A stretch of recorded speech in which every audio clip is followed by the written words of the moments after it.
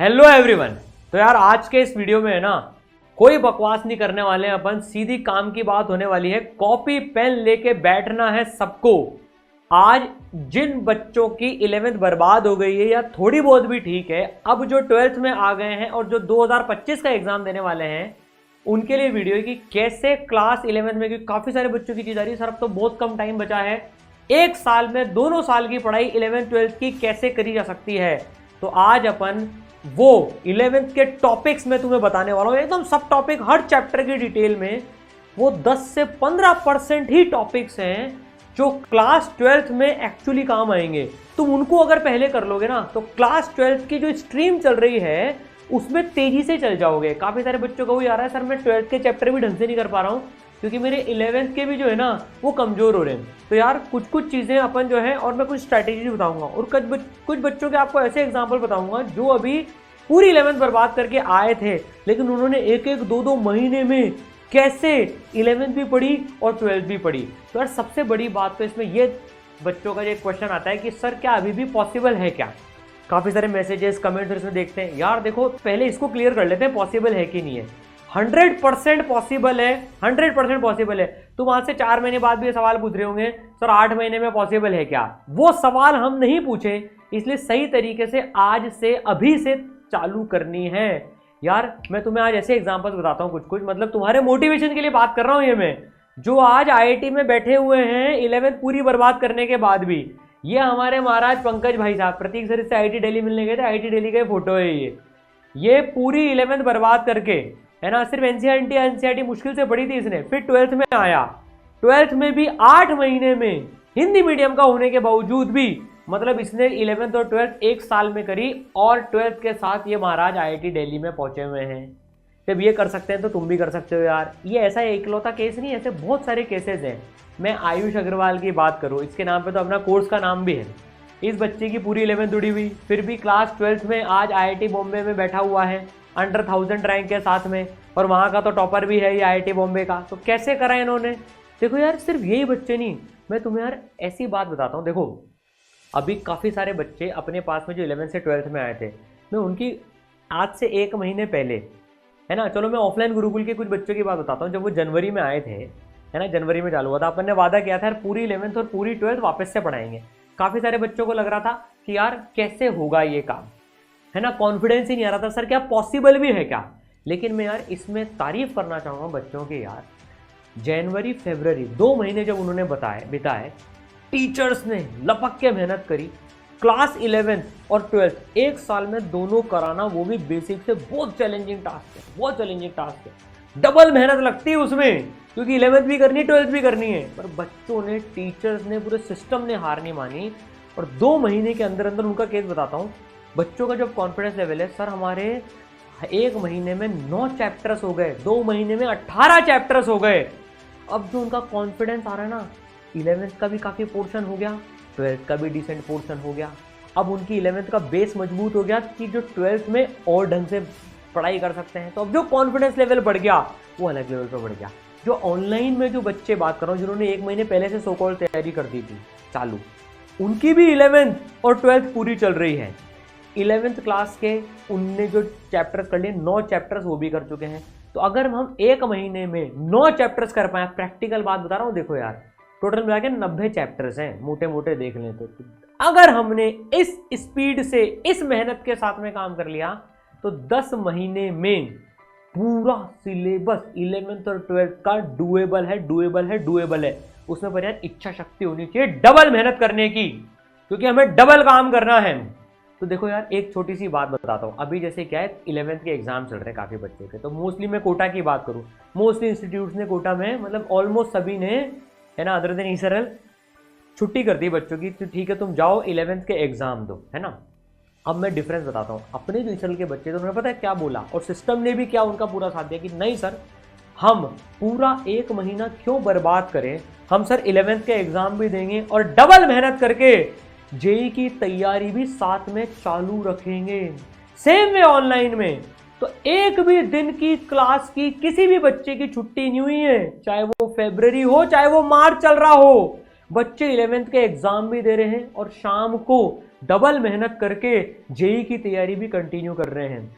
पता है सर क्या बोला बच्चों ने, टीचर्स ने, यार 1 महीने में 9 चैप्टर्स अगर अपन एक्स्ट्रा कर लेंगे तो पूरे कंपटीशन से 9 चैप्टर्स आगे बढ़ जाएंगे। 1 महीने का मतलब होता है 1 लाख रैंक। 10 लाख बच्चे भी ले लें 10 महीने में, 12 लाख बच्चे भी ले लें 12 महीने में, तो 1 महीने का मतलब होता है 1 लाख रैंक। 1 लाख रैंक का इंप्रूवमेंट हो जाएगा। और मैं इसमें तो दाद दूंगा इसराइल के बच्चों की, यार जो पढ़ रहे हैं, चाहे ऑनलाइन पढ़ रहे हो चाहे ऑफलाइन पढ़ रहे हो, उन्होंने यार पूरी डबल मेहनत जारी रख रखी है। मैं रोज देखता हूँ यार, एग्जाम्स के लिए भी पढ़ रहे हैं, स्कूल्स के एग्जाम के लिए, और फिर जेई की तैयारी भी उन्होंने इतनी सी भी हैम्पर नहीं होने दी। जिनको घर भी जाना पड़ा, चाहे वो ऑफलाइन के बच्चे हो उनको, क्योंकि क्लासेस का एक्सेस है पूरा का पूरा, वो घर से पूरी अटेंड कर रहे हैं। जो ऑनलाइन के बच्चे हैं वो तो घर से बैठ के कर ही रहे हैं, सुबह एग्जाम दे के आते हैं और 3 बजे से उनकी लाइव क्लासेस चलती हैं, उसमें पूरी अटेंडेंस के साथ में मौजूद रहते हैं। ये डबल मेहनत करने का जज्बा ही जीत दिलाएगा। तो देखो यार, जब ये बच्चे कर सकते हैं तो अपन भी कर सकते हैं यार। तो सबसे पहले मुझे कमेंट में ये बताना है, मैं यार आज टेस्ट है सर, मैं डबल मेहनत करने के लिए तैयार हूं, मैं डबल मेहनत करूंगा। देखो डबल मेहनत के बिना काम नहीं होगा, चैलेंजिंग टास्क है। अपन लोग पूरी 11th और पूरी 12th वापस से पढ़ रहे हैं, चाहे वो ऑनलाइन प्रहार हो चाहे वो गुरुकुल प्रहार हो, क्लास 12th का जो कोर्स है, पूरी 11th हो रही है पूरी 12th हो रही है। पर उसमें देखो यार, इसराइल की डबल कॉस्टिंग आती है। 6 टीचर्स मिलके मेहनत कर रहे हैं बच्चों के साथ में, 3 12th के टीचर्स, 3 11th के टीचर्स। तो यार डबल मेहनत का कमिटमेंट करना पड़ेगा। मैं डबल मेहनत करूंगा सर, मैं डबल मेहनत करूंगा। अब देखो, अब जिन बच्चों के पास में थोड़ा सा कम टाइम बचा है, जो थोड़े से लेट हो गए, चिंता मत करो यार, अपन डबल मेहनत करके कैचअप कर लेंगे। अभी मई 2025 में टाइम बच रहा है अभी टाइम, कोप अप कराया सकता है। तो आज अपन तो मैं आपको यार एक शॉर्टकट्स थोड़े से बता देता हूं कि आप 11th के इन चैप्टर्स के आप ये टॉपिक्स पढ़ लो, ताकि आपको क्लास 12th में दिक्कत नहीं आएगी। देखो 99% जगह, तुम 99 मतलब मोस्टली जगह तो क्लास 11 वापस से पढ़ाते ही नहीं है। देखो यार, सिर्फ क्लास 12 पढ़ाते, तो उन बच्चों को बड़ी तकलीफ है, उनको खुद से सब कुछ करना पड़ता है ना। तो यार कम से कम ये टॉपिक्स 11th के पहले कर जाना, तुम्हारी क्लास 12th में कोई दिक्कत नहीं आएगी। एक सब्जेक्ट की बात कर लेते हैं, कॉपी पेन लेके बैठना है, नोट करना है। अगर मैं फिजिक्स की बात करूं, ये मैंने बच्चों सिर्फ है ना चैप्टर के नाम लिख रखे हैं अभी ये। अब देखो, जैसे यूनिट डायमेंशन की बात करें, यूनिट डायमेंशन में तुम वैसे तो मोस्टली बच्चों का थोड़ा थोड़ा सा पढ़ा होता है, तुम थोड़ा सा डायमेंशन का पार्ट पढ़ लेना, डायमेंशन निकालने आने चाहिए, यूनिट कन्वर्जन आना चाहिए, जिससे तुम ऑब्जेक्टिव में हेल्प ले पाओ डायमेंशंस की, ठीक है ना। देखो ग्रेजुअली हमें पूरी 11th पढ़नी है, उसका प्लान तो एक अलग तरीके से बता दूंगा कि पूरे साल भर कैसे पढ़नी है, लेकिन इनिशियली कौन से 10 से 15% सब टॉपिक्स ऐसे हैं जिनको कर लो तुम्हारा काम हो जाएगा। तो इसमें थोड़ा सा डायमेंशंस का पार्ट पढ़ लेना है ना। अब वेक्टर में बड़े बड़े कठिन सवाल करने की जरूरत नहीं है। पैरेललोग्राम रूल जो है resultant of vector, component of vector, ये वाला पार्ट पढ़ लेना, इतना सफिशिएंट है। काइनेमेटिक्स 1D में बात करें, बहुत टफ की जरूरत नहीं है। 3 इक्वेशंस कैसे लगाते हैं इसका एनालिसिस कर लो, और बेसिक्स ऑफ ग्राफ पढ़ लो बस। 3 इक्वेशन कैसे लगाते हैं, अभी बहुत टफ सवाल करने की जरूरत नहीं, ताकि तुम यार इलेक्ट्रोस्टैट जब चालू कर रहे हो तो तुम्हें अगर चार्ज वार्ज वहां पर थोड़ा सा मूव कर रहा है उसमें दिक्कत नहीं आए, है ना। तो इसकी 3 इक्वेशंस की बेसिक कर लो। 2D में कोई रिलेटिव मोशन, रिवर बोर्ड और इन सब में अभी घुसने की जरूरत नहीं है, ये 12th में कुछ काम नहीं आता है। इसमें सिर्फ बेसिक प्रोजेक्टाइल पता कर लेना, और वो भी जब जरूरत पड़े तब पढ़ लेना, अभी पहले से पढ़ने की जरूरत नहीं है 2D में कुछ भी। जब प्रोजेक्टाइल का अगर सवाल है तो थोड़े से उसके फॉर्मूले पढ़ लेना, दैट्स इट। एनएलएम की बात करें, न्यूटन्स लॉ ऑफ मोशन की, हाँ तो यार इसमें अपने को free body diagram FBD and second law लगाना आना चाहिए। तो इसकी बेसिक प्रैक्टिस कर लेना, FBD एंड सेकेंड लॉ की, है ना। इसकी इतनी सी प्रैक्टिस यहां पर में करनी है, ठीक है। फ्रिक्शन की अगर हम बात करें, और बाकी फिर वो पुली वुली वेज कंस्ट्रेंट, ये सब अभी करने की कोई जरूरत नहीं। 12th में ज्यादा काम कुछ नहीं आएगा इसका, 11th में तो काम आएगा इसे नो डाउट, पर 12th के उसमें काम नहीं आएगा। तो सिर्फ इसमें से ये पार्ट कर लेना। फ्रिक्शन की मैं बात करूं, सर 2 ब्लॉक प्रॉब्लम इतने टफ लगते हैं, अबे उसकी 12th में जरूरत पड़ेगी ही नहीं। तू बेटा सिर्फ इसमें basics of static and kinetic friction कर लेना। Basic static and kinetic friction की कब कौन सा लगता है वो इतना सा पार्ट पढ़ लो, दैट्स इट। तो ये मैकेनिक्स की आधी मैकेनिक्स का पार्ट हो गया। अब अगर मैं बात करूं आधी जो मैकेनिक्स बची है सर्कुलर मोशन, तो इसमें यार बेसिक इक्वेशंस जो है सेंट्रीपिटल फोर्स क्या होती है mv²/r और ए टेंजेंशियल लगाना आना चाहिए बस। बैंकिंग ऑफ रोड्स वो सब कुछ 12th में काम नहीं आएगा, मेजर जगह पर कुछ काम नहीं आएगा, उसके बिना तुम्हारी जिंदगी में कोई फर्क नहीं पड़ेगा, तो उसके सिर्फ बेसिक लगाना सीख लेना। वर्क और एनर्जी में वर्क एनर्जी थ्योरम का एप्लीकेशन इंपॉर्टेंट है, ये इलेक्ट्रोस्टैटिक्स में बहुत काम आएगा। वर्क एनर्जी थ्योरम का फिजिक्स की बात कर रहा हूं, देखो सिर्फ मैं अभी जैसे करंट इलेक्ट्रिसिटी कैपेसिटी में तो कुछ काम नहीं आएगा, छोटा मोटा आएगा वहीं पर ही सीख जाओगे, पर वर्क एनर्जी थ्योरम अप्लाई करना सीख लेना, कोई बहुत बड़ी बड़ी चीजें इसमें करने की जरूरत नहीं है। और पोटेंशियल एनर्जी और वर्क एनर्जी थ्योरम इसके बेसिक्स पढ़ लेना, that's it. Centre of mass में calculation of centre of mass कहां से कहां होता है, इसकी कैलकुलेशन एंड मोमेंटम कंजर्वेशन ये वाला पार्ट पढ़ लेना इसमें से, है ना। अब भाई साहब रोटेशन मैकेनिक्स, ओहो अगर हम जेठालाल हैं तो ये सुंदरलाल जो तारक मेहता देखते हैं उनको समझ में आएगी बात, ये खूंखार चैप्टर है। इसमें भैया बहुत मिनिमल बस बेसिक इक्वेशन CRTM की लगाना सीखना है, रोलिंग मोशन आ जाए तो, और मोमेंट ऑफ इनर्शिया, इतना कर लो अभी के लिए सफिशिएंट है। मैग्नेटिक इफेक्ट ऑफ करंट में काम आएगा, क्रॉस प्रोडक्ट ढंग से आना चाहिए मैग्नेटिक इफेक्ट ऑफ करंट में, वो वेक्टर में कर लोगे तुम वो। जब इसका जितना यूज है तब इसको पढ़ लेना, अभी इसको बहुत ज्यादा टच करने की जरूरत नहीं है, ठीक है ना। फिर अगर अपन 11th की और चैप्टर्स की बात करें, ग्रेविटेशन अभी करने की जरूरत नहीं है, ये बिल्कुल इंडिपेंडेंट चैप्टर है, इसको तो बल्कि मैं इलेक्ट्रोस्टैट की बात करने के लिए रिकमेंड करता हूं, है ना। Calorimetry, law of thermodynamics, heat transfer, thermo कोई जरूरत नहीं है, कई बार बेसिक थर्मोडायनेमिक्स में बस वो PV = nRT ideal gas equation आ जाती है, KT थर्मोडायनेमिक्स में उतनी सी कर लो, बाकी करने की जरूरत नहीं है। SHM में सिर्फ स्प्रिंग वाला पार्ट कर लो, स्प्रिंग फोर्स कैसे लगती है उतना सा पार्ट कर लो, मोर देन सफिशिएंट है। वेव ऑन स्ट्रिंग और साउंड वेव ऑप्टिक्स नाम के चैप्टर के पहले काम में नहीं आने वाला, तो इसको बाद में कर लेना, इसका अभी कोई यूज नहीं है, ये लास्ट में कर लेना जब वेव ऑप्टिक्स आएगा। फ्लूइड मैकेनिक्स का कोई काम नहीं है। तो आप देखो यार, आपके 11th के इतने सारे टॉपिक्स मैंने हटा दिए, तो आपको प्रेशर लेने की जरूरत नहीं है। प्रेशर लेने की जरूरत नहीं, इसका मतलब ये नहीं कि हम डबल मेहनत ना करें, डबल मेहनत तो कर रही है, पर एटलीस्ट तो आपके लिए नट शेल में अगर मैं बात करूं तो मैकेनिक्स का ये वाला पार्ट आप कंप्लीट कर लो, बस इतना सा पार्ट आप कंप्लीट कर लो, दैट्स इट। तो ये अपने फिजिक्स की बात हो गई, ठीक है ना। चाहे तो स्नैपशॉट खींच लेना इसका, ठीक है ना, 1 2 3, ठीक है ना, 1 2 3, ठीक है। चलिए अब केमिस्ट्री की बात करें। सर आप केमिस्ट्री भी बता दोगे कि यार थोड़ी बहुत तो बड़ी हुई है, बाकी मैंने टीचर्स के साथ में डिस्कस करके ये पूरी लिस्ट तैयार करी है बच्चों आपके लिए, ताकि एक ही वीडियो में आपको सारी चीज़ मिल जाए। पहले तो मैंने समझा यार भाई, मतलब कितने साल हो गए, 2006 में लास्ट पढ़ी थी ये सारी चीज़ें, 18 साल हो गए, क्या क्या नाम बता रहे हो ये, ठीक है ना। तो देखो सबसे पहले मोल कॉन्सेप्ट, यार ये बहुत टफ चैप्टर लगता था मेरे को भी यार, कैलकुलेशन भयंकर यार। तुम बेसिक मोल का जो कैलकुलेशन करते हैं ना वो पढ़ लो, कि मोल्स कैसे निकाले जाते हैं, है ना, मोलैरिटी वगैरह क्या होती है, एवोगैड्रो नंबर क्या होता है, इतना बेसिक्स पता होना चाहिए, आगे काम आएगा। बहुत टफ सवाल इसमें करने की जरूरत नहीं है। फिर अगर मैं बात करूँ एटॉमिक स्ट्रक्चर काम आता है केमिस्ट्री में, है ना, डेफिनेटली। पर अगर तुम्हारा पूरा ही वीक हो ना तो घबराना मत, फिजिक्स में क्लास 12th में मॉडर्न फिजिक्स में वापस से पढ़ोगे तो बेसिक तुम्हें शेल्स के कॉन्सेप्ट पता होने चाहिए, जो केमिस्ट्री में कई बार काम आ जाएंगे तुम्हारे अलग अलग चीज़ों में। शेल्स का कॉन्सेप्ट पता कर लो, बाकी ये फिजिक्स में वापस से होगा, इसकी टेंशन लेने की जरूरत नहीं है। स्टेट्स ऑफ मैटर में आइडियल गैस इक्वेशन का एप्लीकेशन आना चाहिए, वो मैंने पहले ही बोल दिया वो वाला पार्ट। थर्मोडायनेमिक्स में, हाँ भाई केमिस्ट्री में भी थर्मोडायनेमिक्स होता है ना, उसमें गिब्स फ्री एनर्जी आगे 12th में काम आती है, ये जरूर से पढ़ लेना, गिब्स फ्री एनर्जी, ठीक है। फिर आयन इक्विलिब्रियम, यार ये भी मुझे बहुत खतरनाक लगता था, मतलब वन ऑफ द सबसे ज़्यादा परेशान करने वाला चैप्टर ये था मेरी पूरी जेई की प्रिपरेशन में, आयनिक इक्विलिब्रियम। बहुत प्राण खाए भैया, रुला दिया था इसने, मतलब सच्ची बता रहा हूँ। पर यार फाइनल एग्जाम में सारे सवाल सही हुए थे इसके, रुला दिया था पर पढ़ते टाइम तो इसने। पीएच का कैलकुलेशन, सॉल्युबिलिटी बेसिक फॉर्मूला, ये आना चाहिए तुम्हें, इतना पार्ट तुम्हें इसमें आना चाहिए, देखो आयन इक्विलिब्रियम में, ठीक है। अब अगर अपन बात करें आगे वाले चैप्टर की, रिडॉक्स रिएक्शन, भाई साहब बड़ा चैप्टर है बट ठीक है कोई बात नहीं।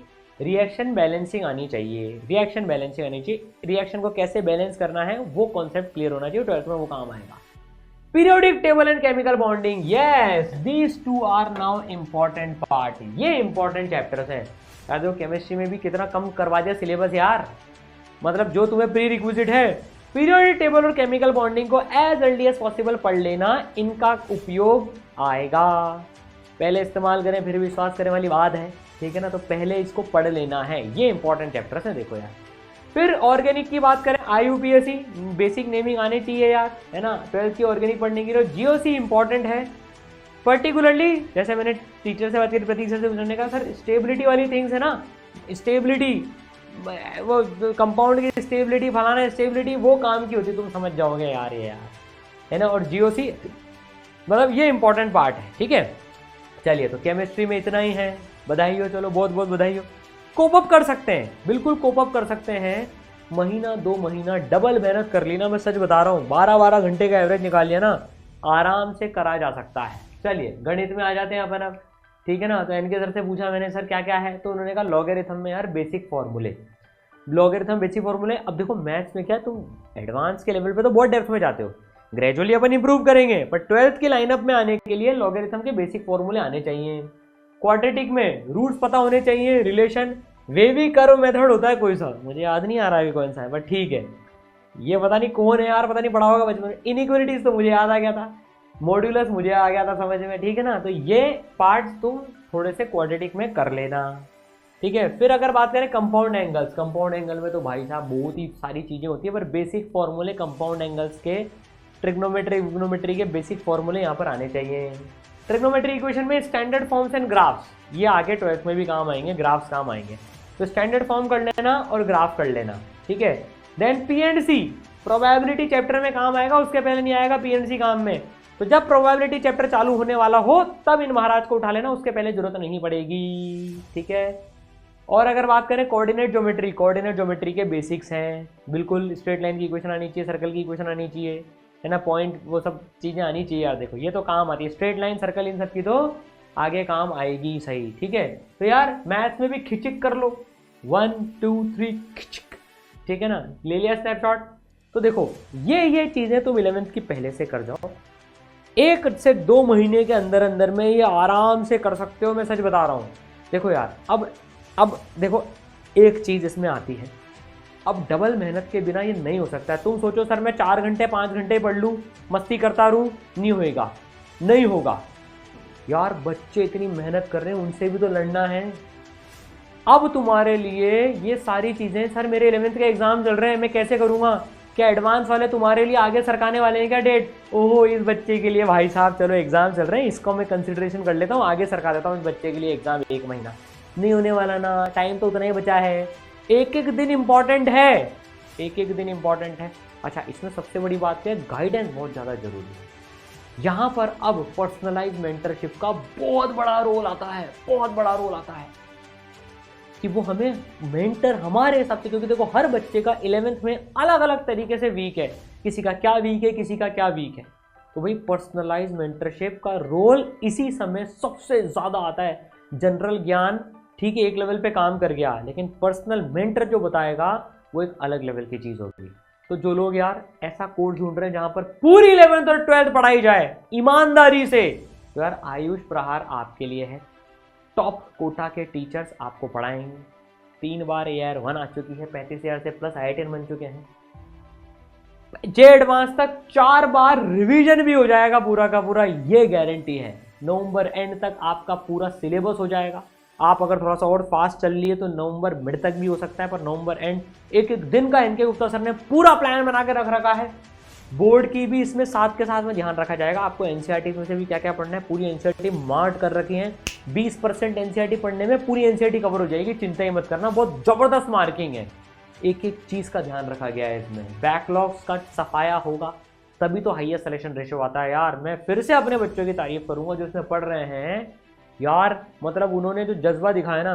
देखो यार इंस्टीट्यूट का तो जनरली फ़ायदा होता है, पैसे बच जाते हैं, अगर क्लासेस ऑफ कर दें तो यार टीचर की आवर्स भी बच गए, है ना, इलेक्ट्रिसिटी बिल बच गया। लेकिन ईसरन ने दूसरा निर्णय लिया, एक भी दिन क्लासेस ऑफ नहीं करी, ड्यू टू एनी रीजन, और बच्चों ने भी पूरा सपोर्ट किया यार, हैट्स ऑफ है यार। सर आप क्यों चिंता करते हो? हमारे को भी चिंता हो रही थी यार, बच्चे 11th का एग्जाम भी दे रहे हैं, कैसे पढ़ेंगे। लेकिन बच्चों ने सर आप क्यों चिंता करते हो, हम डबल मेहनत करने के लिए तैयार हैं, और उन्होंने करके दिखाया और अभी भी कर रहे हैं यार। तो फोड़ के दिखाना है, मचाना है।